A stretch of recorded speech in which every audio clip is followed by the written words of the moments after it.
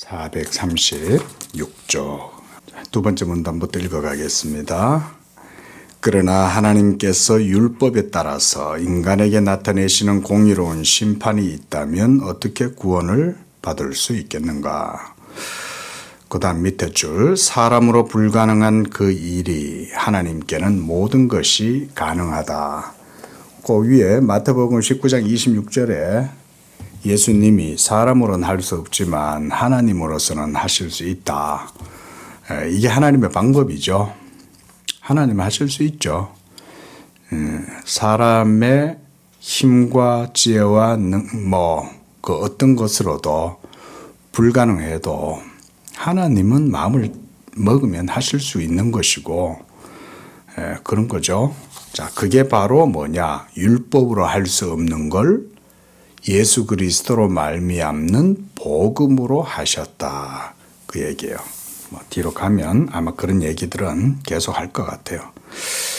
자, 그래서 하나님께서는 불가능한 것이 가능하니 그는 경건치 아니한 자를 의롭다 하시고 이때에 스스로 완전한 의로움을 나타내신다. 여기에서 참고적으로 하나님 우리 불가능한 게 하나님한테는 가능하다는 말은 사도가 주로 어떤 맥락에서 쓰냐면 율법의 맥락에서 쓰는 거예요. 율법. 말하자면 나는 할 수 없는데 그 사람은 할 수 있다. 이런 정도의 의미가 아니고 이건 이제 신학적 의미가 있어요. 여기서 예수님도 마태복음에서 그렇게 하신 말씀, 사람으로 그러니까 이렇게 얘기하셨죠. 부자가 천국에 들어가는 것이 낙타가 바늘기로 들어가는 것보다 어렵다. 이러니까 제자들이 듣고 있다 깜짝 놀라죠. 아니 그러면 누가 그러면 천국에 들어갈 수 있습니까? 그랬더니 예수님이 사람으로는 할 수 없어도 하나님은 하실 수 있다. 그때 하나님으로 할 수 있다는 말은 하나님의 방법을 얘기하는 거예요. 그걸 얘기하신 거예요. 그런데 이거를 사도 바울이 율법이 연약하여 할 수 없는 그것을 하나님은 하시나니 그러죠. 그러니까 지금 주요한 주제는 뭐냐면 율법이에요. 지금 당연히 바빙크도 율법 얘기하고 있습니다. 자, 공부니까 우리 율법이 뭡니까? 하나님의 절대적이고 객관적인 법이죠. 그렇죠? 율법은 하나님의 법이에요. 법. 이게 이제 노모스잖아요. 그런데 지금 우리가 계속 율법을 많이 얘기했죠. 이 율법이라는 건 제가 그래서 물리적인 법칙처럼 생각해도 된다 그랬죠. 물론 물리적인 법칙은 하나님의 율법의 법칙에 종속되는 거죠. 그죠? 물리적 법칙이란 창조의 법칙이잖아요. 그러면 하나님이 자기의 말씀의 능력으로 창조 세계를 지으셨잖아요. 지음받은 그 세계, 자연 만물 또는 물리적 법칙 이런 것들도 그렇다 따지면 하나님의 법칙 아래에 있죠. 이해되시죠? 그런데 그 모든 물리적 법칙 위에 상위법이 그럼 뭐겠냐? 그건 하나님의 창조의 말씀이죠. 그 말씀의 법이 바로 모든 세계를 창조하신 하나님의 법. 이게 바로 율법이에요. 율법을 이렇게 이해를 하시면 됩니다. 그러니까 창조의 말씀이 객관적으로 구체적으로 드러나게 된 게 율법이에요. 이렇게 생각하시면 됩니다. 예. 신학적으로 이렇게 이해를 해야 돼요. 그리고 우리가 앞서도 공부를 했어요. 그러니까 하나님께서 모든 세계를 창조하신 그 말씀만이 율법이 아니고 또한 사람의 마음속에 있는 양심의 법칙도 율법의 법칙이라 그랬습니다. 그래서 사람은 마음속에 심겨져 있는 본성적으로 주어져 있는 내면의 그 법칙을 벗어날 수 없어요. 그게 바로 우리가 율법을 전체적으로 그렇게 보는 거다. 우리가 몇 번 공부했죠. 이런 얘기. 자, 그런데 지금 사람으로는 할 수 없다는 말은 뭐냐면 이제는 율법 행위로는 이 하나님의 법 앞에서 의롭다함을 얻을 수 없다는 얘기죠. 이거 얘기죠. 그렇죠? 의롭다함, 칭의잖아요. 그렇죠? 근데 이것이 행위로는 안 돼요. 사람으로는 하나님의 율법의 가치 기준을 행위로 만족시킬 수가 없는 거예요. 어떤 것으로도 안 돼요. 열정도 안 되고 선행도 안 되고 그 어떤 무슨 종교적 행위로도 안 돼요. 그러면 어떻게 사람이 율법 앞에서 의롭다함을 얻게 되냐 이 말이죠. 그렇죠? 사람으로는 할 수 없잖아요. 응? 그게 그래서 율법이 연약하여 할 수 없다 이거인 거예요. 응? 사도 바울이 그 얘기를 한 거예요. 그런데 하나님은 하시나니 어떻게? 그렇죠? 어떻게를 질문해야 될 거 아니에요. 하나님은 하신다고 그랬다면 그럼 하나님의 방법은 뭘까? 뭐겠어요?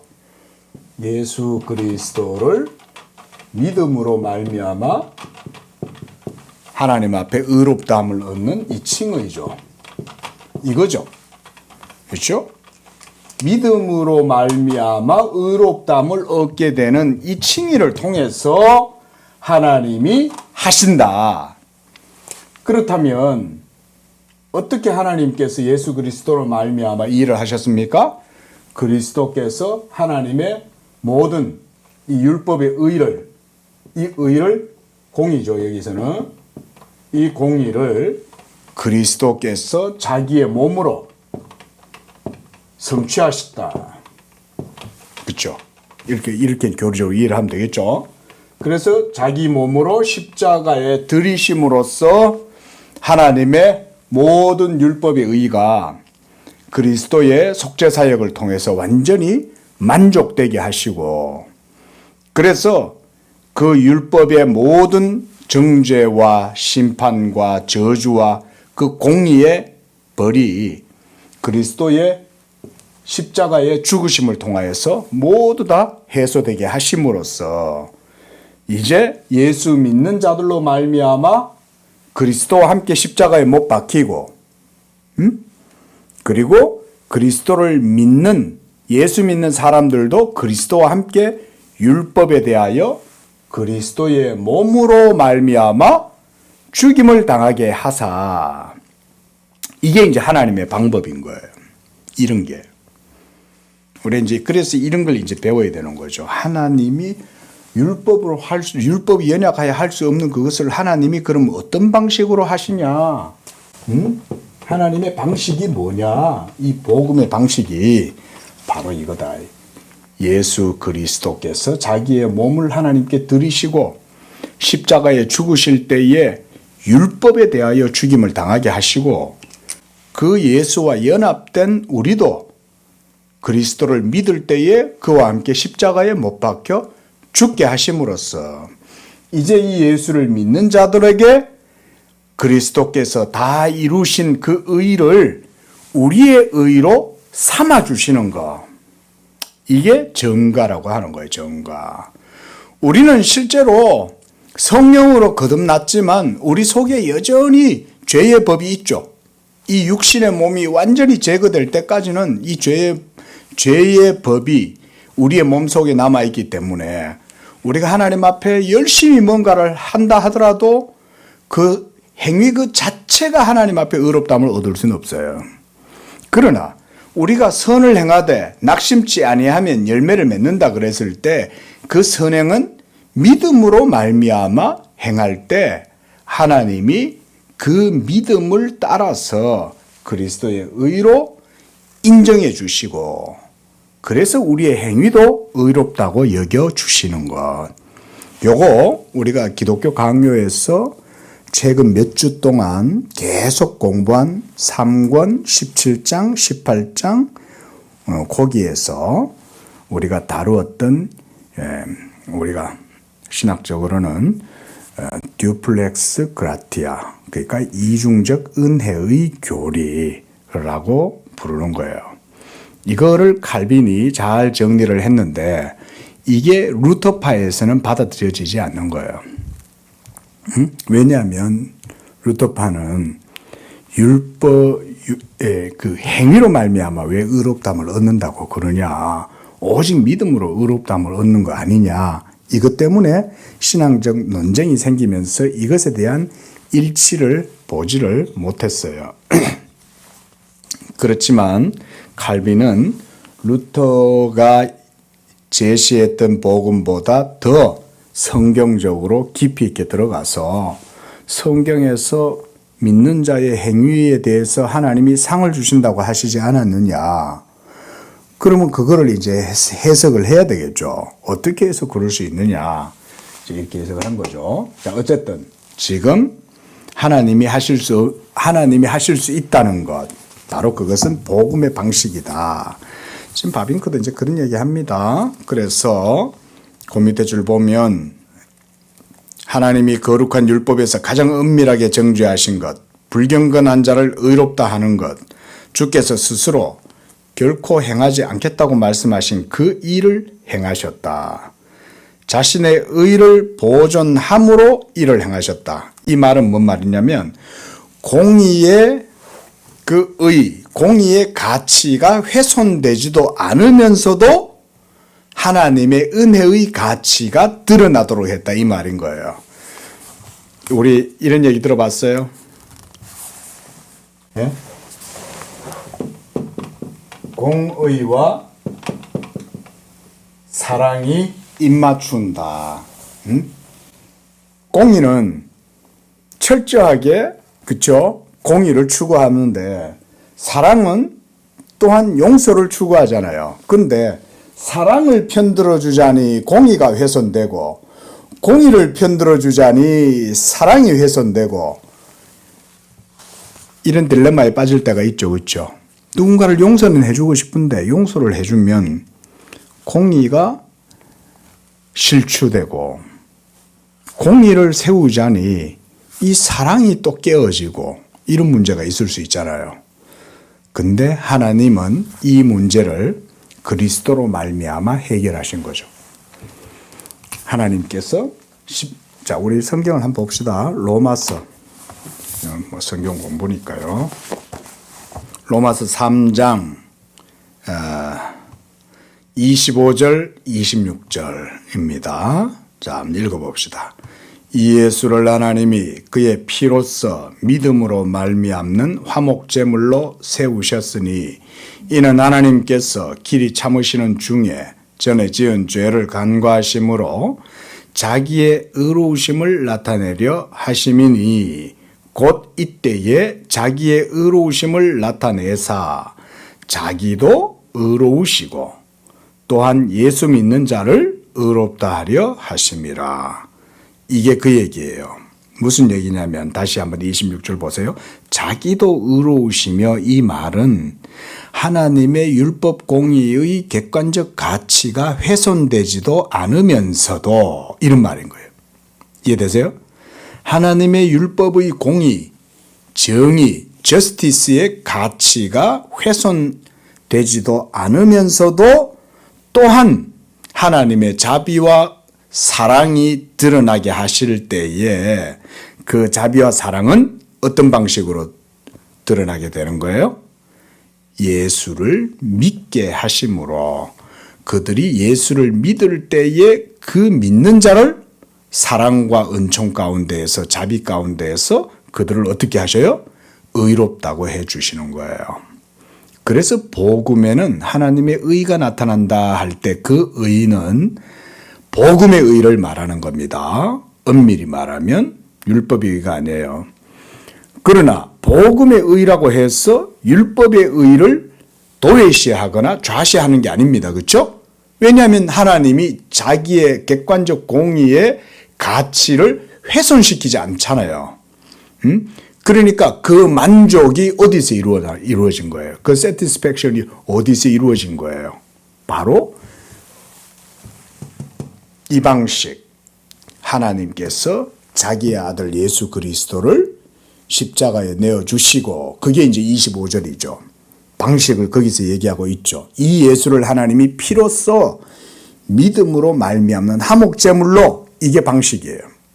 이 그리스도의 화목제물로 방식을 하나님이 세우시고 이로 말미암아 믿는 자들도 의롭다 하시고 하나님도 의로우시게 되는 것. 이 두 가지가 여기서 일치가 되는 거죠. 이거 중요한 내용입니다. 자, 요건 뭐 딱 기억해 놓으세요. 이렇게 이해를 해야 돼요. 자, 이것이 복음의 기적이다. 그러는 거예요. 그 어떻게 보면 우리가 이제 이게 경건의 비밀이다. 우리 성경에서 그런 얘기 하죠. 그죠? 경건의 비밀이란 다른 거 아니에요. 그리스도께서 영원한 말씀이 성육신 하시고 그 인성, 그 몸을 통해서 우리를 위한 의를 이루시고 그래서 그 몸을 통해서 우리가 그 구속의 은총을 받아 누리게 되는 거 이게 경건의 비밀이에요. 다른 게 아니에요. 핵심 요지는 그리스도의 성육신에 있어요. 성육신이 없으면 지금 이 모든 교의의 논리가 아무것도 이루어질 수 없죠. 그렇죠? 화목제물이 돼야 되고 피를 흘려야 되잖아요. 피는 인성이잖아요. 그렇죠? 그 그리스도의 인성이 없이는 이런 하나님의 만족, 충족됨 이런 게 없어요. 율법의 가치가 충족될 수 없어요. 하지만 하나님은 하시나니 곧 하나님의 아들 예수를 죄 있는 모양으로 보내사 죄를 정하사 성경에서 이렇게 얘기하죠. 그게 하나님의 방법이에요. 자, 좀 설명이 길었지만 중요한 내용이니까요. 자, 그 다음 문단. 참으로 하나님은 율법 안에서 자기 의를 객관적 의죠 이게 이걸 선포했어요. 그러나 이제는 복음 안에서도 자기 의를 선포하셨다. 그래서 로마서 우리가 방금 읽었던 23장 21절에 보면 이제 율법 외에 하나님의 한 의가 나타났다. 이렇게 말씀하죠. 그 하나님의 한 의는 율법 외에 하나님의 한 의란 복음에 나타나는 하나님의 의. 그리스도께서 자기의 몸으로 행하시고 이루신 그 의. 그거 얘기예요. 자, 그래서 복음 안에서 계시된 의는 율법 없이 그것과 상관없이 그것과 아주 별개로 분명히 그것과 역행하여 계시되었다. 이렇게 얘기하죠. 이 공의와 사랑이 어떻게 이게 일치가 되고 조화가 될 수 있겠냐 이 말인 거예요. 그렇잖아요. 공의를 봐주자니 사랑이 깨어지고 사랑을 봐주자니 공의가 깨어지고 우리는 그렇게 할 수 없어요. 근데 하나님은 하실 수 있는 거예요. 하나님이 예수 그리스도로 말미암아 이 일을 그래서 공의와 사랑이 입맞추는 이 역사를 이루신 거예요. 이게 복음이에요. 이 복음은 오래전에 존재해 왔다. 그것은 이미 아담이 타락했을 때부터 시작되었어요. 그 얘기예요. 그래서 낙원에서부터 시작되었고 복음 안에 계시되었던 하나님의 의는 율법과 선지자들 즉 구약 전체의 증거이다. 구약의 율법의 모든 역사와 선지자들과 율법의 증거가 바로 이 복음의 의를 증거했던 것이다 이 말인 거예요. 성경을 이제 이렇게 봐야 이해가 되는 거죠. 그래서 이런 걸 이제 우리가 성경을 보는 분명한 성경적 관점이겠죠.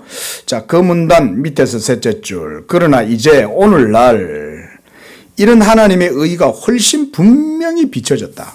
그러니까 무엇에 대비해서? 율법에 대비해서.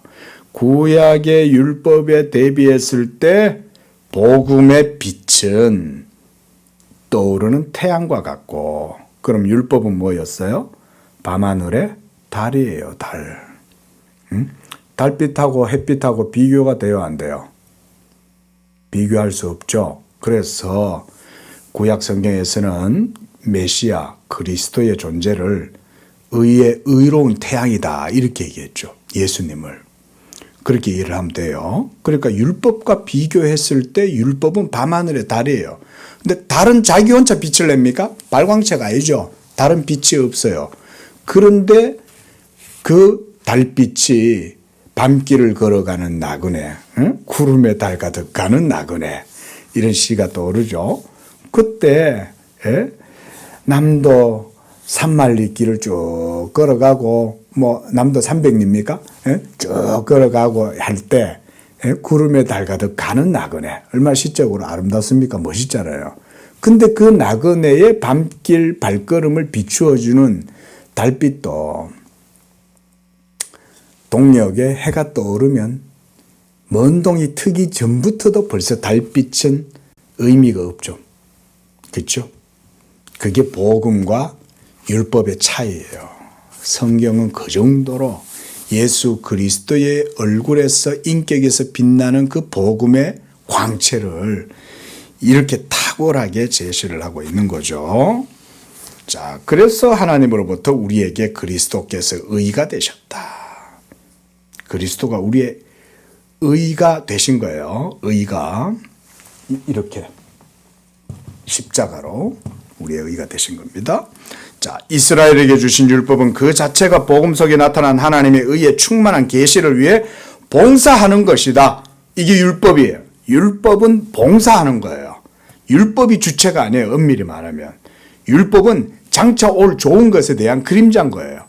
언제까지? 예수 그리스도께서 오실 때까지, 인카네이션 하실 때까지 이 인성을 취하셔서 하나님의 모든 의를 십자가에서 완성하시고, 그래서 율법의 마침이 되시고, 그래서 그 이루신 의를 이제 우리 믿는 자들에게 생명과 의로 주시는 거예요. 생명이 되게 함과 동시에 이게 의가 되게 하시는 거예요. 그래서 우리가 예수를 믿음으로써 하나님 앞에 의롭다함을 얻게 하는 이 역사가 복음의 역사다. 지금 바빙크 이거 설명하고 있습니다. 지금. 자, 지난주에 첫 시간에 제가 설명드렸죠. 바빙크가 칭의의 부분에서 처음에 먼저 얘기한 건 태제가 뭐였습니까?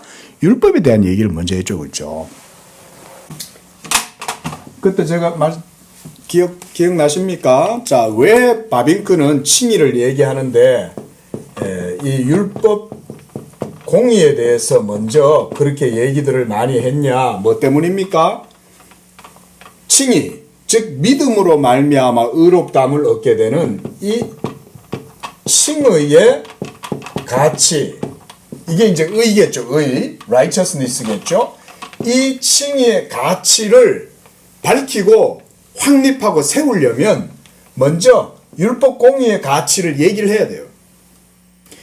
이거를 먼저 얘기를 하지 않으면 칭의의 의미가 드러나지 않아요.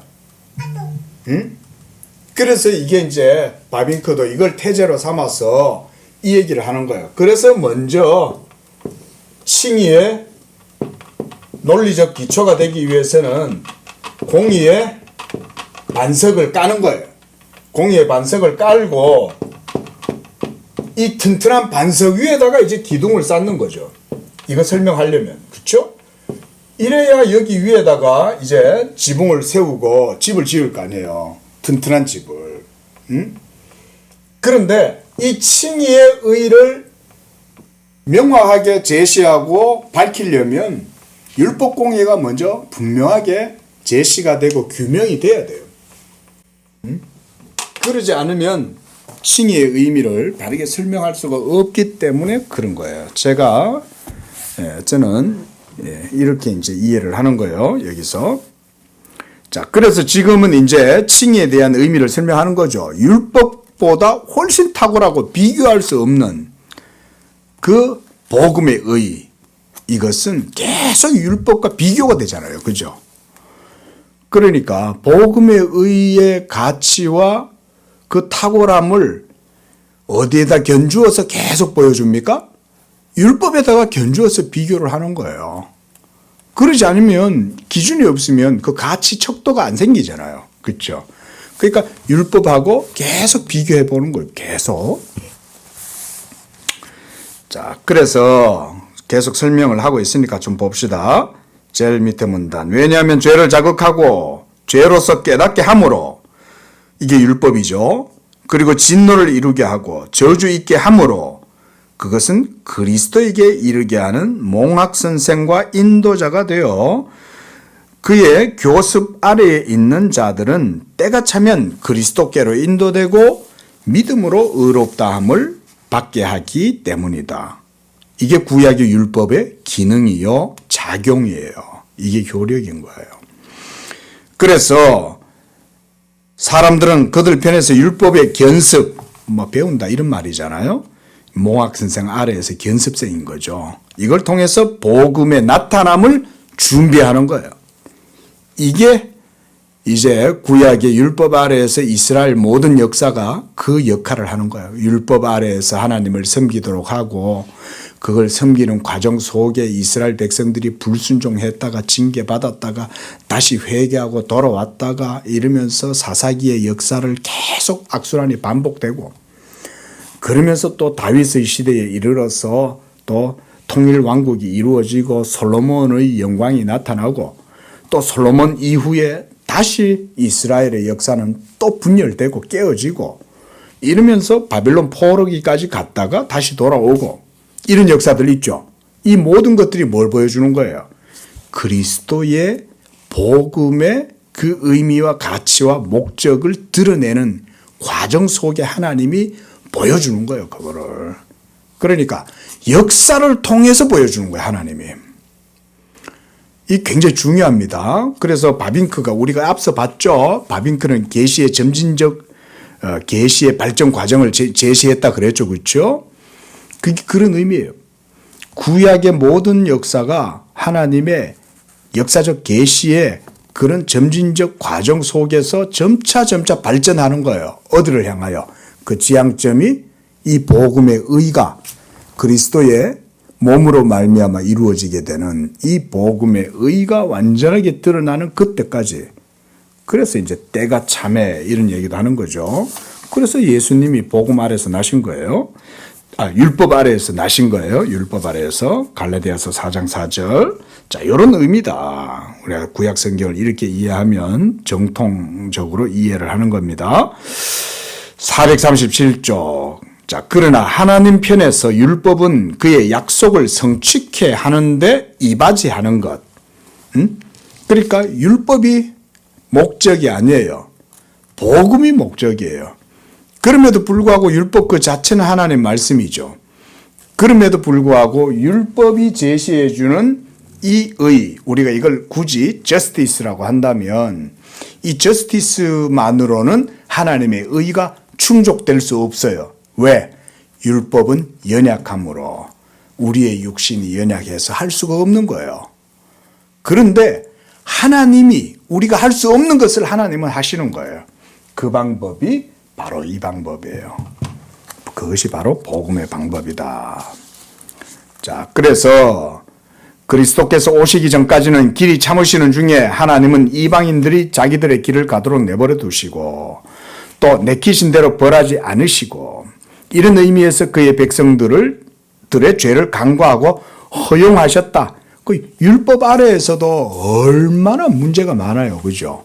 심지어 다윗조차도 치명적인 죄를 범하잖아요. 우리가 인간사적으로 보면 그 정도 죄를 저지르면 실격이죠. 그러지 않아요? 남의 아내, 그것도 충성스러운 부하의 아내를 빼앗아가지고 애를 배교하고 말이요. 그것만 해도 창피한데 살인교사까지 하잖아요. 계획적으로. 이거는 사실은 인간사적으로 보면 누구도 용납할 수 없는 거예요. 근데 공의가 서슬퍼렇게 살아있는데도 다윗이 하나님께 은총을 입잖아요. 이런 거는 놀라운 거 아닙니까? 솔직히 우리가 인간적으로 따지면 그죠? 우리 아는 얼마나 불쌍해. 우리가 좀 약간 좀 인본주의적으로 이렇게 보면 우리 아는 너무 동정이 가고 다윗은 왕이어가지고 뭐 이렇게 볼 수 있잖아요. 근데 복음을 그렇게 보면 안 된다. 복음을 그래서 우리가 인문주의적으로 복음을 이해하면 안 돼요. 잘 아셔야 돼요. 하나님의 은총과 자비가 더 큰 거예요.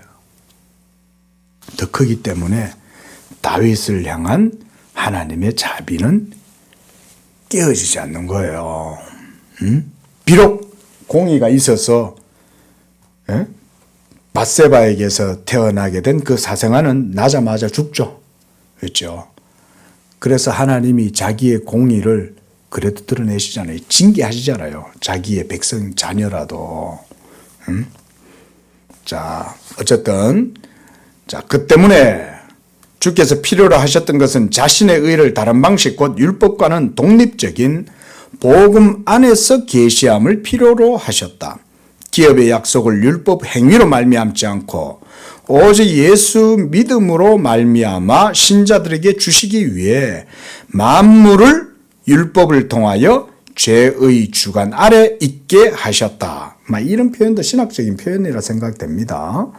모든 세계, 아까 제가 말씀드렸죠. 모든 율법이 그 율법 아래에 창조의 법칙이 어떻게 되어 있다 그랬어요? 달려 있다 그랬죠. 종속되어 있다 그랬죠. 그렇죠? 근데 그리스도께서 이걸 깨뜨리신 거예요. 그러니 복음의 권세가 얼마나 크겠어요. 창조의 법칙조차도 율법의 권세 아래에 종속되어져 있었는데 이 율법의 한계를 그리스도가 자기의 몸으로 십자가에서 깨뜨리셨어요. 그리고 이제 그리스도의 몸으로 말미암는 부활의 새 생명의 역사가 그리스도의 인격을 통해서 이루어지게 나타나게 된 거예요. 역사하기, 활동하기 시작한 거예요. 그러니까 이 복음 안에 있는 자들은 얼마나 대단하냐. 그래서 제가 저번에 한번 복음 강사를 하면서 판단받지 않는 성도다. 제가 제목을 이렇게 정의해서 말씀을 증거했는데 성도는 그래서 판단받지 않아요. 그게 성도의 복음의 권세예요. 율법도 이제 그리스도로 말미암아 다 타파되기 때문에 그리스도 안에 있는 자들은 그게 권세입니다. 그게 그런 권세 개념이에요. 그런데 만약 그리스도 안에 없다면 어떻게 될까요? 역으로 그리스도 안에 없으면 율법 공의가 지금도 서슬버렇게 살아있는데 그 앞에서 누가 서겠어요? 정죄와 저주와 진노와 심판을 당할 거 아니에요? 근데 그걸 십자가로 이기고 그리스도와 함께 하나님 안에 감추어진 자들은 판단받지 않아요. 그런 얘기를 사도가 하는 겁니다. 자, 그 다음 문단. 중요해서 계속 읽어나가겠습니다. 그러므로 하나님께서 복음 안에 계시하신 의는 독특한 성격을 띠게 되었다. 지금 이제 이게 본론이죠. 지금 바빙크가 이거 얘기하려고 그러는 거예요. 그 외에는 그 의는 율법 없이 나타났지만 그럼에도 불구하고 율법과 또 일치해야 한다. 이런 게 이제 공부를 하면서 우리가 이 의미를 배워야 됩니다. 그것은 심판해야 하고 동시에 보존해야 한다. 그것은 그의 공의의 계시요 동시에 그의 은혜의 계시다.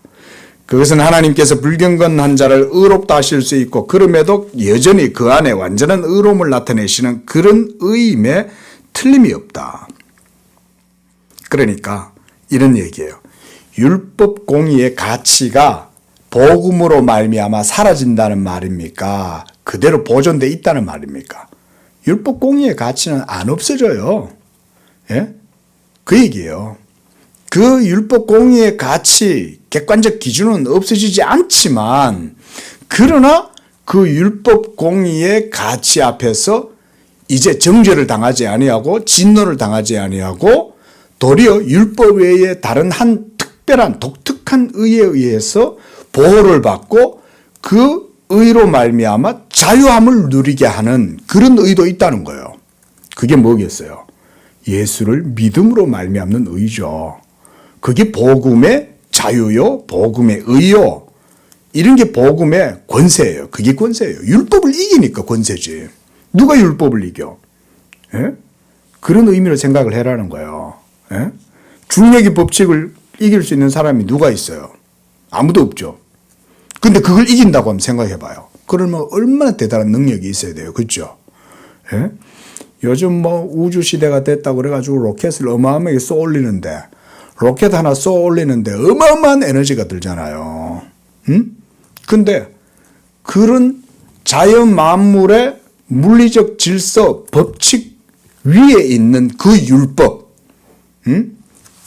창조의 법칙 위에 있는 하나님의 율법 공의의 가치를 이기고 견디고 그것 앞에서도 정죄받지 아니하고 설 수 있는 그런 의를 가진 사람이 누구냐 이거예요. 그런 의를 가진 사람이.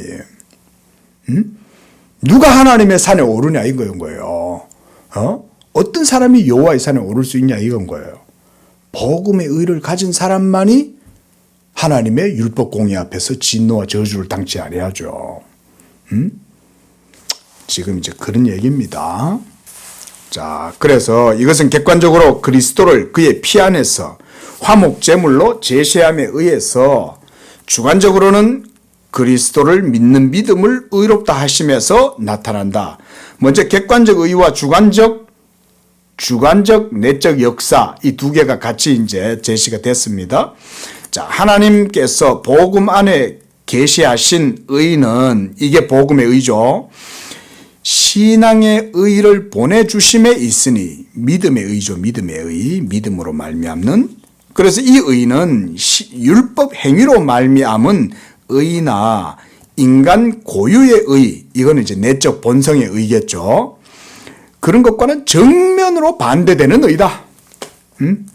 왜냐하면 율법은 행위를 요구하고 우리 양심 속에 있는 법칙도 모두가 다 행위의 준칙을 따라서 우리로 하여금 실천적으로 나아가도록 하잖아요. 근데 그런 법칙과 그런 가치와 전혀 다른 의의 기준, 가치, 이게 복음의 의다 이거예요. 자, 따라오고 있죠. 자, 그리스도를 믿는 신앙으로 말미암는 하나님에게서 난 의, 이게 이제 복음이에요. 이런 게 참 바빙크 같은 분들은 이런 걸 이해를 이렇게 쭉 해가지고 이렇게 참 대단한 거죠. 이런 게 대단한 거예요. 뭐 신학자가 달리 신학자예요. 성경에 있는 복음의 교의를 바르게 해명하고 증거할 수 있어야 그게 진짜 신학자지.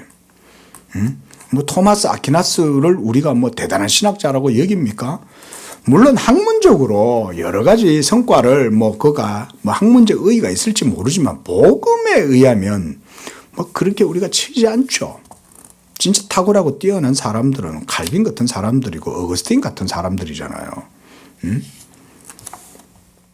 자, 다음 문단. 그러므로 죄인을 의롭다 하시는 성경의 교리에서 강조하는 전체 강조는 우리를 죄책과 형벌로부터 해방하게 하는 그 의는 하나님으로부터 주어진 것이란 사실에 있다. 이게 하나님께로서 난 자들. 우리가 예수님이 그러죠, 그죠? 사도 바울도 그러고 하나님께로서 난 자들이다. 이건 하나님께로부터 나지 않으면 이런 율법의 의를 누가 이거를 그 앞에서 감당할 수 있겠냐. 율법의 행위로 말미암아 의롭게 되고 율법의 계명을 지킴으로 의롭게 된다면, 그죠? 그렇게 된다면 그랬어요. 우리는 하나님 심판대 앞에서 자신이 이룩해 놓은 의, 곧 자신의 의를 가지고 나타날 수 있고 어떤 의미에서는 자신에게 영광을 얻을 근거를 가질지도 모른다. 그렇겠죠. 자기 행위와 수고를 통해서 의를 이루었으니 자기가 영광을 취하는 거죠. 그러나 성경은 다르게 가르친다. 아브라함은 하나님께 영광 얻을 만한 것이 없었다. 왜냐하면 행위가 아니라 그의 믿음에, 이어서 신앙이라 이렇게 해놨는데 저는 믿음에 의해서 이렇게 보고 싶네요. 자, 믿음에 의해서 의로 여김을 받았기 때문이다. 그에게 내린 상급은 죄책에 따른 게 아니라 은혜에 따른 것이다. 우리가 예수 믿고 의롭다함을 얻은 거 이거 전부 다 너희가 그 은혜로 말미암아 그러잖아요. 그렇죠? 에베소서 2장 8절에 너희가 그 은혜로 말미암아 믿음으로 의롭다함을 얻었나니 이것이 사람에게서 난 것이 아니라 하나님께로부터 났다. 이렇게 얘기하죠. 이는 누구든지 자랑치 못하게 하려 합니다. 그렇게 얘기하죠. 이게 복음의 내용인 거예요. 자, 넘어가겠습니다. 지금 전부 다 그런 제일 밑에 줄도 보면 하나님의 은혜로 값없이 의롭다함을 받았다. 438쪽 첫째 문단. 하나님의 은혜가 우리의 칭의 깊은 근거요 마지막 원인이다 그랬습니다. 그러나 이 은혜가 하나님의 의와 모순을 이루지 않는다. 자, 여기에서 그렇죠? 우리가 말씀드렸죠. 공의와 사랑이 입을 맞추고 여기에는 모순이 없어요. 서로 배척하거나 서로 균열이 일어나거나 이런 게 없습니다. 이 둘이 완벽하게 싱크가 되면서 조화가 되고 하나가 될 수 있는 것, 그게 바로 복음의 의예요. 그래서 바울이 반복해서 하나님의 의가 복음 안에서 계시되었다라고 말한다. 베드로도 고문단 제일 밑에서 우리는 우리 하나님과 구주 예수 그리스도의 의를 힘입어 구주 예수 그리스도의 의를 힘입어 믿음을 받았다. 자, 고단 문단 여기에 내포된 이 표현에 내포된 그 의미입니다. 의미. 자, 그것은 공의의 하나님이신 그분이 율법 안에서 나타내셨던 그것과 다른 공의의 서정, 즉 공의의 관계를 복음 안에서 창조하셨다. 창조. 이전에는 없었던 거예요. 보라, 내가 새 일을 행하리라. 이사야 선지자를 통해서 하나님이 복음에 대해서 많이 예언을 하셨잖아요. 이전 것은 이전에 너희가 없었다. 이전에 너희가 생각지 못했던 것이다. 그러나 내가 이제 새 일을 너희를 위하여 새 일을 내가 이룰 것이다. 이제 나타낼 것이다. 그게 바로 예수로 말미암는 복음의 의예요. 자, 후자 역시 그러니까 복음의 의죠. 이 복음의 의도 하나님의 의를 나타내지만 그가 인간에게 그의 율법을 주시고 그로 하여금 그 율법에 의무적으로 순종케 하고 마지막에는 그 행위에 따라서 그를 판단하시고 상급을 주시든지 형벌을 내리시든지 하는 그런 식이다. 참으로 그런 율법이 죄로 말미암아 무기력하게, 이게 이제 율법이 연약하여 그 말이에요. 하기 때문에 인간들이 필히 그것을 복종해야 하는 다른 공의의 서정을 복음 안에서 세우셨다. 자, 그 두 번째 밑에 줄. 그러므로 복음은 공의의 서정이요 은혜의 서정이다.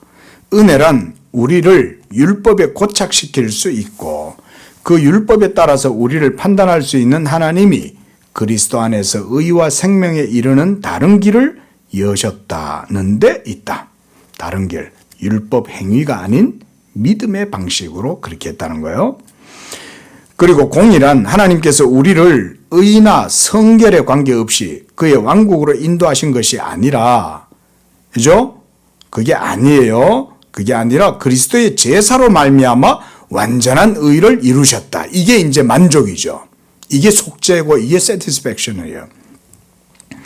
그래서 이 은혜로부터 우리에게 주시고 전가, 여기에서 이제 전문적인 용어가 나왔죠. 전가시켰다. 제가 이제 우리 서두에서 얘기했는 그 얘기죠, 지금. 그렇죠? 공의를 그리스도가 자기의 몸으로 화목제물로 하나님께 드리셔서 모든 의를 만족시키신 거예요. 이 만족을 통해서 이제 우리에게 이것을 주시는 거예요. 그리고 그 의는 이제 전가해 주셨다 그랬습니다. 그래서 거기도 그 밑에 바로 밑에 줄 보세요. 그 바빙크도 이렇게 표현하죠. 동시에 그의 의의 표현으로 골고다의 십자가에서 그의 공의와 은혜가 어떻게 해요? 서로 만났다 이건 거예요. 여기 있잖아요. 공의와 사랑이 은혜죠 이게. 이거 같이 만나는 거예요. 여기에서 이제 입맞추었다 이 말인 거예요. 그래서 칭의는 공의로운 하나님의 행위요 동시에 은혜의 행위이시다. 자, 공의와 은혜의 통일은 이 두 개가 일치죠. 일치하고도 할 수 있겠죠. 뭐 통일 이렇게 번역을 했는데 뭐 일치도 지금 맥락상 괜찮은 표현입니다.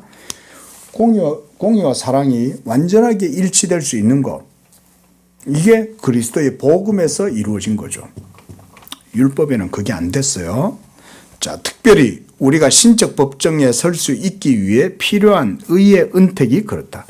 신앙 안에서 우리에게 보내주신 이런 의는 엄연히 하나님의 존재의 속성으로서 의, 이게 공이죠. 하나님의 공의로우심, 거룩하심, 하나님의 영광스러움, 이게 하나님의 속성이잖아요. 근데 그리스도의 인성 혹은 신성과 구별된다. 왜냐하면 하나님 혹은 그리스도의 존재론적 의의가 우리의 칭의의 근거라고 한다면 그리스도의 전체 고난과 죽음이 그 가치를 잃을 뿐만 아니라 창조자와 피조물 사이 경계선이 희미해지게 될 것이고 두 본성이 범신론적으로 혼돈될 것이다. 신앙을 통해서 우리에게 나누어 주시고 하나님 앞에서 우리를 의롭게 하신 의는 참으로 그리스도의 고난과 죽음을 통하여 얻어진 것이다.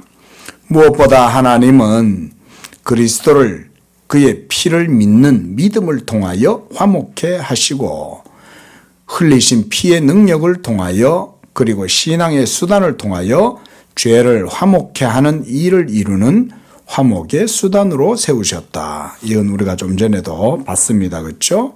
로마서 3장 25절.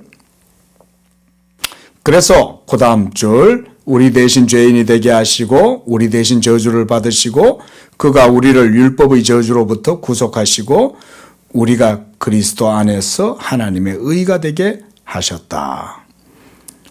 자, 그래서 그 두 번째 줄 밑에도 그들의 죄를 담당하셔서 저주받으시고 게다가 그들에게 그의 의를 대신 주셨다. 자, 그 밑에 문단입니다. 그리스도의 이런 의는 완전하고 충분하여서 우리 편에서 보충이 결코 필요하지 않다. 충족돼요. 하나님의 완전한 공의를 충족시키는 거예요. 이런 의미에서 우리가 로마 교회가 사제 중보주의라든가 마리아 중보 사사라든가 이런 것들, 마리아 무음 사상이나 교황 수위권이나 이 모든 것들은 다 적그리스도적인 거예요. 복음을 완전히 짓밟는 거예요. 거기에 사도 사제들이 그리스도가 그러면 완전하게 의를 다 이루지 못했다는 말이잖아요. 그게 제일 큰 문제예요. 오직 믿음으로 하나님이 공의가 만족되게 했는데 이제 사제가 그 중간에 다시 끼어들어 가지고 뭔가를 하겠다는 거 아니에요? 이거야말로 이단 중에 이단이지. 응? 이단이 달리 이단이에요. 이런 게 이건 이단도 아니에요. 그래 따지면 사입이지. 저들이 공로로 사제가 갖고 있는 어떤 자질이나 어떤 은사들이나 이런 걸 갖고 자기들의 공로를 가지고 신도들을 위해서 기도해 줌으로써 뭔가 하나님께 복을 누리도록 해주겠다 이런 거 아니에요? 그건 망령된 거죠. 그러니까 이 복음을 바르게 알면 로마 교회는 사이비 교입니다. 복음을 바르게 알면.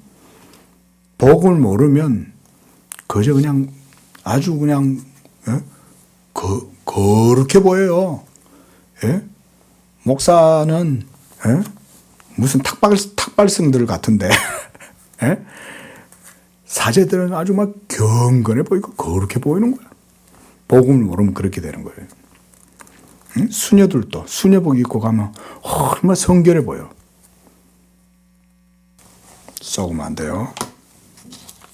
자, 그 다음 문단은 그냥 넘어가고요. 자, 그 밑에 문단. 선행이 그리스도께서 이루셨던 의를 보충해야 한다면 같은 얘기죠. 그렇죠? 중생한 사람이 신앙으로부터 이룩한 그의 선행이 우선적으로 고려될 수가 있을 것이다. 이 말이죠. 그런데 그건 그럴 수 없다. 이 말을 지금 하고 있는 거예요. 그래서 한 네 번째 줄 내려오면 그러나 첫째로 신앙으로부터 나온 모든 행위는 아직도 불완전하죠. 죄로 오염되어 있죠. 지금 그 얘기하는 거고. 그래서 신자가 선한 것을 행하기를 원함과 동시에 그에게 뭐가 같이 있어요? 악이 함께 같이 있는 거예요. 이걸 발견하는 거예요. 이걸 사도 바울이 로마서 7장에서 고백했죠. 선을 행하기를 원하는 내 속에 죄에 대한 원함도 같이 있더라 이건 거죠. 그게. 둘째로 이런 모든 선행들은 이미 그리스도께서 주셨고 그랬어요. 그래서 신앙 안에서 믿음 안에서 취한 의를 전제하는 것이다. 그래서 신자는 하나님께서 예비하셨던 선행 가운데 오직 행하고 이를 위하여 하나님이 만드신 바와 같이 그리스도 예수 안에서 새로운 존재로 창조되었다. 자, 440장. 자, 첫째 문단. 그러므로 칭의 가운데 있는 우리의 위로는 우리가 필요로 하는 모든 의가 우리 밖에, 우리 안에 없다 이 말인 거예요. 우리 안에 없고 그리스도 안에 있다 이 말이에요. 예? 오직 우리의 위로는 그리스도 예수 안에 있는 거예요. 그래서 자, 그다음 밑에 줄. 그러나 하나님은 복음 안에 있는 그의 의를 계시하실 때 그가 친히 한 의를 그리스도의 제사를 통하여 제공하는 식으로 계시하셨다. 자, 그래서 우리를 의롭게 하시는 의는 하나님으로부터 나온 의요 그리스도 안에서 신앙으로 말미암는 의다. 그것은 전체에 있어서나 부분에 있어서도 우리의 사역으로부터 난 것이 아니고 온 전체가 온전하고 충분하게 하나님의 선물이요 값없이 은혜로 주신 것이다. 두 번째 줄 밑에 한마디로 말해서 그리스도 자신이 우리의 의다. 우리는 그것을 가지고 하나님 앞에 설 수 있다. 그는 그의 고난과 죽음을 통해 자신과 자신의 백성을 위해 모든 죄책과 형벌로부터 자유로운 영생에 들어가고 하나님의 오른편에 있는 장소를 취할 권리를 얻었다. 자, 여기까지 하겠습니다. 기도하겠습니다. 자비로우신 주님, 우리에게 율법에 의해 하나님의 한 의, 곧 예수 그리스도를 믿음으로 말미암는 이 의를 선사해 주심을 감사합니다. 오직 그것은 하나님의 의로우심으로 말미암음이고 하나님의 자비와 선하심으로 말미암는 그런 의인 줄로 믿습니다. 우리가 항상 이 복음에 나타나는 의를 온전하게 의지함으로써 율법의 모든 정죄와 진노에서 이기고 그 가운데에 하나님 앞에서 복음의 권세를 누리고 복음의 평안과 위로와 자유를 누리는 그런 삶들이 되게 하여 주시옵소서. 예수님의 이름으로 기도합니다.